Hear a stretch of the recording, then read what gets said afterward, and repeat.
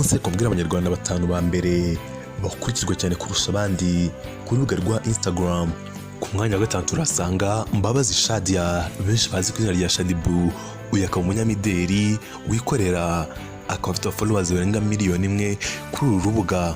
Uyu mwanya wa gatanu ahura n'umukinnyi wa filime akaba n'umunyamakuru Sibomana Emmanuel uzwi ku izina rya Patrick mu Rwandans, nawe afite followers miliyoni imwe ku rubuga rwa Instagram.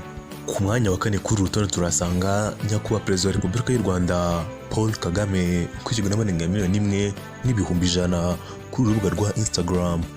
Ku mwanya wa gatatu turasanga rwiyemezamirimo Boscan Bills, ukurikiwe n'abarenga miliyoni imwe n'ibihumbi 400 ku rubuga rwa Instagram.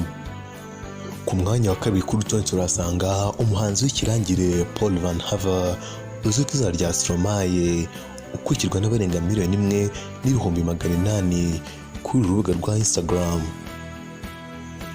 Naho ku mwanya wa mbere umunyarwanda mbere ukurikirwa n'aba followers benshi kuri Instagram yitwa Nshuti Gatwa, akaba umunyarwanda w'umwongereza wakinnye filime zigiye zitandukanye ndetse harimo n'iyamamaye cyane yamuye n'izina Sex Education. Kuri urubuga ukurikirwa n'abarenga miliyoni 2 n'ibihumbi 500. ngo urwo rutonde nagutegura uyu munsi. Murakoze, njye ndi Shema Jean-Luc.